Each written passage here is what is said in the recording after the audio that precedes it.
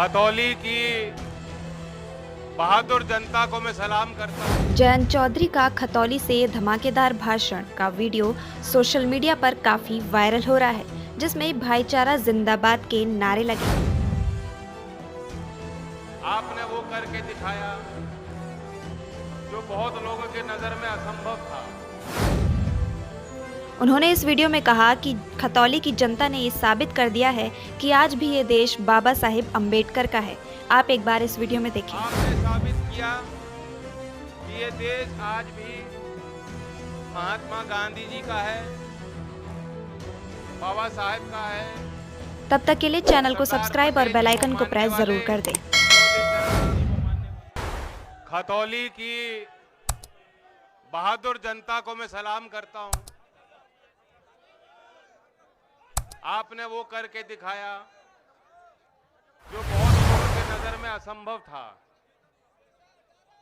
आपने साबित किया कि ये देश आज भी महात्मा गांधी जी का है, बाबा साहेब का है, सरदार पटेल जी को मानने वाले चौधरी चरण सिंह जी को मानने वालों का ही है। आपने ये साबित किया कि रिक्शा चलाने वाले लोग, भैंसा बुग्गी चलाने वाले लोग, ट्रैक्टर, खुरपी, हल और नल चलाने वाले लोगों का यही देश है। ये देश हमारा है। आप इस देश के मालिक हो और जब आप तय कर दोगे तो आपके फैसले के आगे कोई ताकत नहीं बचती। इन्होंने आज के भाईचारा जिंदाबाद कार्यक्रम को लेकर भी इनको कुछ दिक्कत थी। सुनने में तो आया, रोकने की भी कोशिश की। सरकार के ये लोग अभी तक आपको समझ ही नहीं पाए।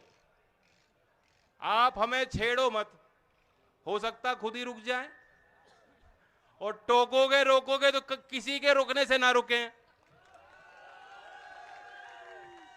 जैसे मदन ने कहा, बात अंगारे की कौन ख्याल रखेगा, बात तो चिंगारी की है।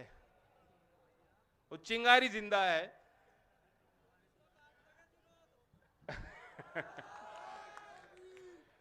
मैं कल रात को दुष्यंत जी की कविता पढ़ रहा था। मुझे लगा हमारे आपके इस अनुभव पे बिल्कुल सटीक बैठती। सुना दूं?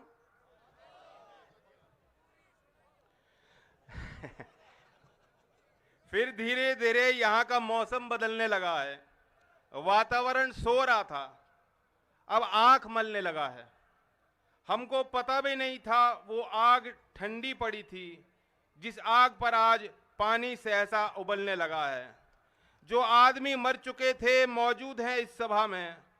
हर एक सच कल्पना से आगे निकलने लगा है। ये घोषणा हो चुकी है, मेला लगेगा यहाँ पर। हर आदमी घर पहुंचकर कपड़े बदलने लगा है। बातें बहुत हो रही हैं हमारे तुम्हारे विषय में। जो रास्तों में खड़ा था पर्वत पिघलने लगा है।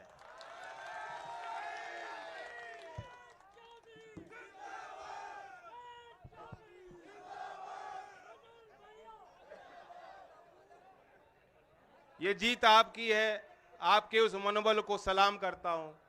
मेरे लिए बहुत मीठे अनुभव रहे। व्यक्तिगत तौर से ये चुनाव मैं हमेशा याद रखूंगा। हमारे दल के कार्यकर्ता, हमारे गठबंधन के कार्यकर्ता जिन्होंने बहुत मेहनत की, वे भी हमेशा याद रखें। 3 गांव में तो मैं हर गली हर घर तक पर्ची बांटने गया। हर मतदाता से, उनके परिवार से बातचीत करने का मौका मिला और मुझे एहसास हुआ इस बात का कितना बड़ा प्यार आज भी लोगों के मन में, दिल में है। और मैंने ये फैसला ले लिया है कि अब ये कारवां रुकेगा नहीं। हमने जो सीख ली है, जो प्रेरणा ली है आपसे, उसे पूरे प्रदेश में उस अमला जामा को बनाकर हमें लोगों के बीच जाना है। और मैं एक घोषणा करना चाहता हूं उस मंच से। नए साल के बाद समरसता अभियान के नाम से राष्ट्रीय लोकदल का एक कार्यक्रम हम शुरुआत करेंगे। और मेरा लक्ष्य है कि इस एक साल में 2023 के वर्ष में 1500 छोटे मोटे बड़े गांव में मैं खुद जाऊंगा, डोर टू डोर जाना पड़े जाऊंगा। हर तीसरे दिन में कार्यक्रम होंगे और हर दिन 10 से 15 गांव में बैठक होंगी, जहां आपको भी अपनी बात रखने का अवसर मिलेगा। इतने ऐसे गांव हैं जहां कभी चौधरी अजीत सिंह जी नहीं जा पाए, उनसे पहले चौधरी चरण सिंह जी के पांव गांव में नहीं लगे होंगे, लेकिन आज भी घरों के अंदर आपने चौधरी चरण सिंह जी को सजा के रखा है, दिलों में सजा के रखा है। कितना बड़ा आशीर्वाद, कितनी बड़ी पूंजी है। हमें अपने वैचारिक दृष्टिकोण को भी मजबूत करने की जरूरत है कि हम लोग क्यों लड़ रहे हैं, हम ये पार्टी क्यों चला रहे हैं, गठबंधन की बात क्यों कर रहे हैं। इसलिए नहीं कि ये सिर्फ सत्ता का रास्ता है, लेकिन हमें व्यवस्थाएं भी बदलनी है। जो चौधरी चरण सिंह जी के सपनों का भारत था, जो उन्होंने कल्पना देखी थी, जो सपने देखे थे, आज वाकई हम लोग बहुत कमजोर हैं। उस रास्ते से तो बहुत दूर चले गए। ये देश में किसानों की हालत, किसानों की दुर्दशा किसी से छुपी नहीं है। उत्तर प्रदेश में इन्होंने 2019 के बाद आंकड़े छापने बंद कर दिए, लेकिन जो सरकारी एनएसओ की आखिरी रिपोर्ट थी उसके अनुसार उत्तर प्रदेश के औसतन किसान परिवार की सालाना इनकम आय 8,061 रुपए, 8,061 रुपए मासिक आय है। माफ कीजिएगा, साधारण सामान्य किसान परिवार की, एक आदमी के नहीं, पूरे परिवार की। अब 8,000 रुपए में कैसे वो गुजारा कर रहा है, कैसे खर्चे कैसे मीट कर पा रहा है। और ये तो आपकी रोज की जिंदगी है। 5,000, 6,000, 7,000 रुपए के लिए ये सरकार के दलाल आपके दरवाजे पे वसूलने को तो आ जाते हैं, लेकिन जो आपका ड्यू है, जो आपका भुगतान समय पर होना चाहिए, अभी तक भी सरकार गन्ने का भाव खोलने को तैयार नहीं है। लेकिन आपने इनके सरकारी पजामे का नाड़ा खोल दिया।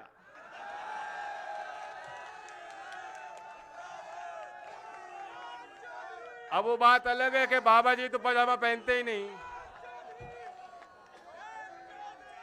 आपने पोल खोल दी है।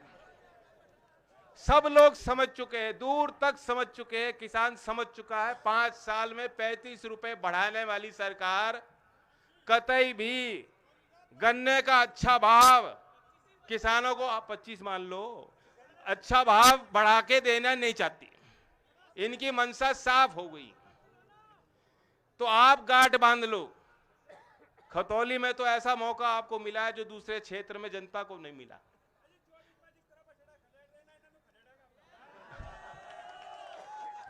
बछड़ों के झुंड हो गए। अब इतना आसान काम नहीं रहा। ये इनके झुंड यहां भी आए थे, आपने यहां से तो खदेड़ दिए।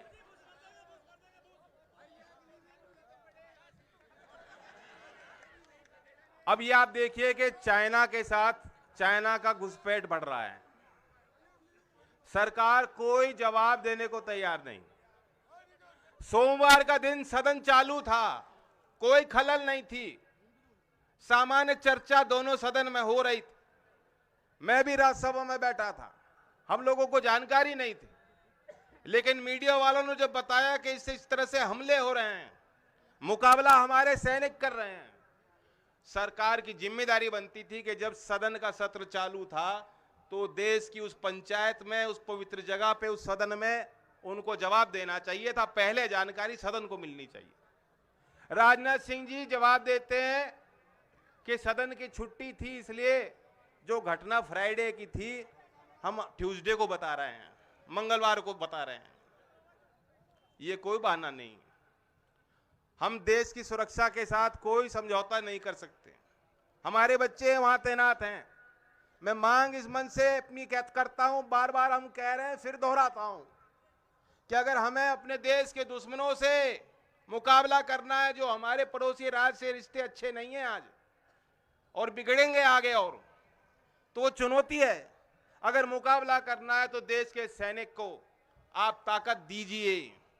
आज देश के सैनिक के लिए जो एक विश्वास और एक आस्था थी लोगों के मन में, जो हमारे गांव के बच्चे चाहते थे कि हमें वो नौकरी मिल जाए, वो वर्दी मिल जाए, उस वर्दी को पहनकर हम अपने खून को बहाने का काम करेंगे, कुर्बानी देने के तैयार हैं, शहादत देने के लिए तैयार हैं।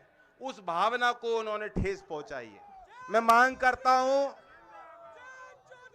जो लोग आज ये कहते हैं कि चीन पे सवाल मत पूछो, मैं उनको जवाब देना चाहता हूं कि हम सैनिकों के हितों की बात कर रहे हैं। अग्निवीर योजना को रद्द कर दीजिए। ये योजना हमें पसंद नहीं है। देश के नौजवानों को ये गले से उतर नहीं रही योजना, किसी ने मांगी नहीं, कोई समझ नहीं पा रहा। हम चाहते हैं पक्की स्थायी नौकरी आर्मी में मिले। हम चाहते हैं हर सैनिक को, उसके परिवार को उचित सम्मान मिले, उनको पेंशन मिले। जो सरकार ये कहती है कि सैनिक को पेंशन देने के लिए हमारे पास पैसे नहीं हैं, वो देश के नए पार्लियामेंट पे पैसा क्यों खर्च करती है? 5 साल में 3,500 करोड़ रुपए अपने प्रचार में, एडवर्टीजमेंट में खर्च क्यों करती है? मोदी जी के लिए 2 नए हवाई जहाज क्यों खरीदती है? ये मैं सवाल उनसे पूछना चाहता हूं। और एक मशहूर कवि ने कहा था ना कि तू इधर उधर की ना बात कर, मुझे बता ये कारवा क्यों लूटा, मुझे बता ये कारवा क्यों लूटा। मुझे रहजनों से गिला नहीं, तेरी रहबरी से सवाल है। तो मोदी जी अब ये कपड़ों की बात कर रहे हैं कि फलाने अभिनेता ने किस रंग के कपड़े पहने हैं। लानत है, ये दरवाजे पर चटकनी लगा के अकेले जब कमरे में होते हैं, कैसी तस्वीर देखते हैं, पता लग गया देश को।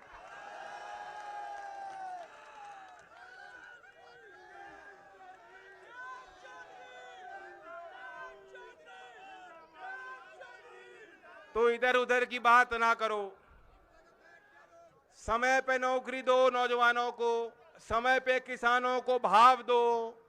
जो हमारे मजदूर भाई मजदूरी मांगते हैं, नरेगा योजना ठप पड़ी है, सरकार उसका बजट में कटौती करती है, उस योजना को बढ़ाया जाए। शहरी क्षेत्र में जो लोग मजदूरी मांगते हैं उनके लिए योजना बनाई जाए। हमारे गांव में पेंशन बंद हो गई, हमारे शिक्षण संस्थान से जुड़े बच्चे बता देंगे स्कॉलरशिप बंद पड़ी हैं। अभी मौलाना आजाद फेलोशिप के नाम पे विज्ञान के क्षेत्र में जो हमारे माइनॉरिटी के बच्चे पढ़ रहे थे, उस योजना को सरकार ने बंद कर दिया, कैंची चला दी।